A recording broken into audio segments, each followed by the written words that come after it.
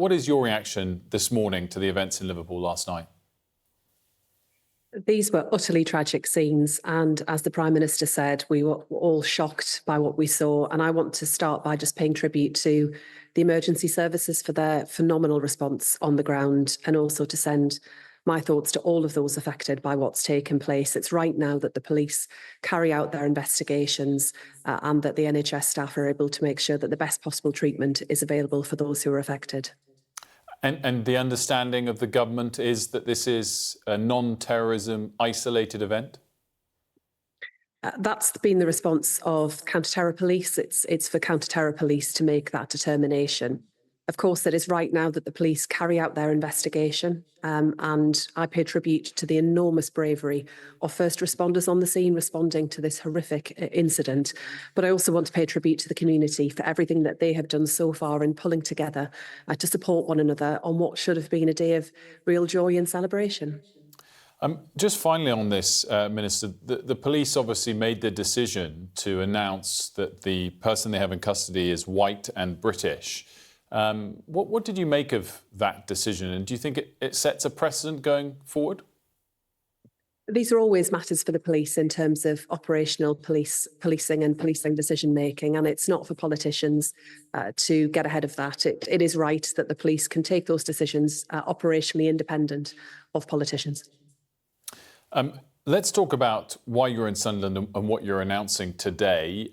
More apprenticeship places? Absolutely. We're investing in our young people, backing them so that they have the skills that they need to get on in life. I'm speaking to you today from an independent training provider here in Sunderland that do amazing work to support the next generation of apprentices, including those working in construction.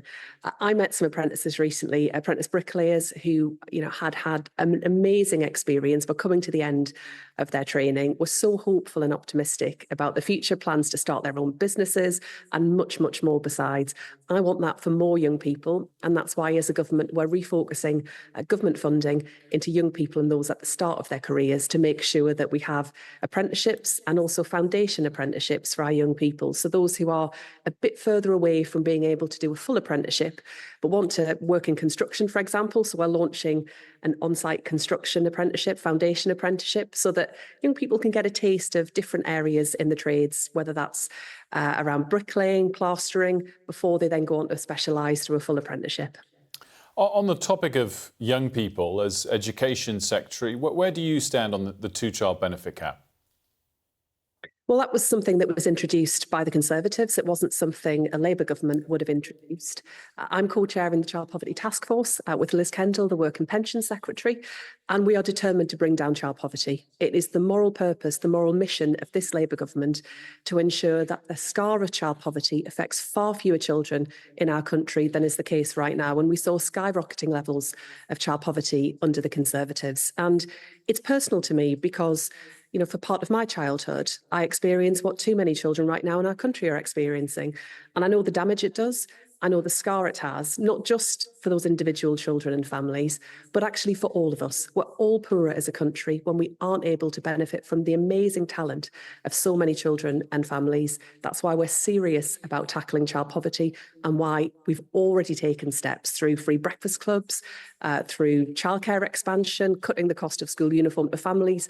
All measures that will make a big difference right now, but there is absolutely more we know that we need to do, and we will do. The intention is very clear that you want to reduce child poverty, and all of the experts across the board, I think, have said that the quickest way to do that is by getting rid of the two-child benefit cap. The Resolution Foundation say that scrapping the cap would lift 470,000 children out of poverty. Is it something that you should do? It's not off the table. It's certainly something that we're considering. We've always been clear that social security measures are an important part of what the Child Poverty Task Force is looking at. We've heard from those experts, I've heard from those experts who make a very powerful case. But what I think your viewers will also appreciate is that we inherited a really difficult situation where it comes to the public finances. These are not easy or straightforward choices in terms of how we stack it up.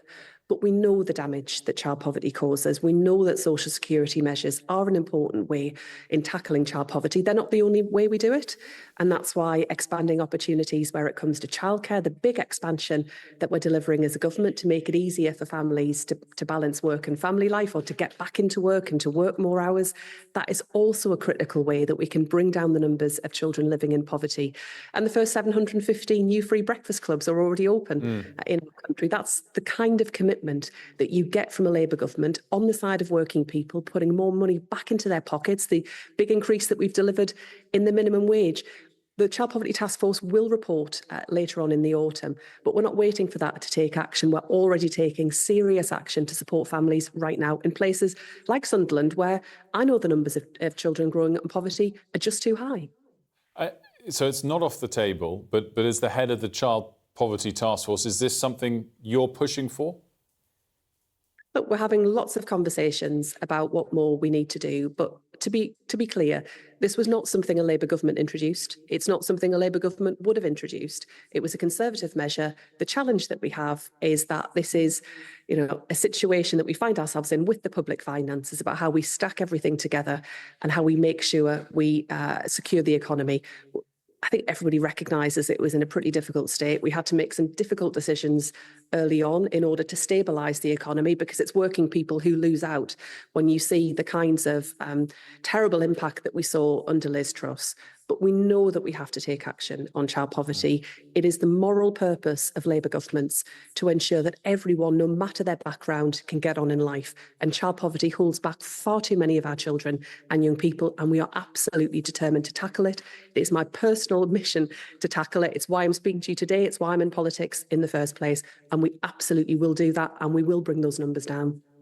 As you said, there's always a list of priorities on what the government can spend on. Obviously, a change in position on the winter fuel payments was announced last week. We don't know exactly yet how that's going to materialise. Nigel Farage and Reform are expected to announce today that they want to make the winter fuel payment universal again, as it was previously, and to remove the two-child benefit cap. Is that something that you should do as well, both in full?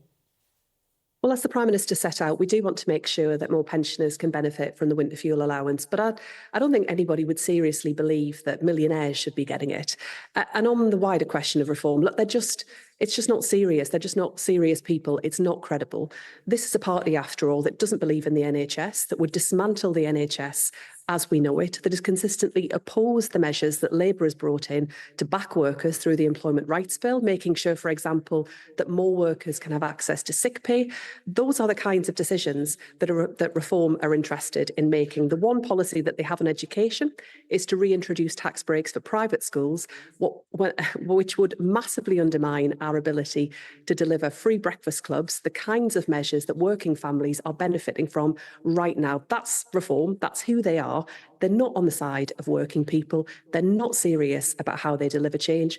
And every time they get the opportunity to back working people, for example, with better rights at work, they oppose it.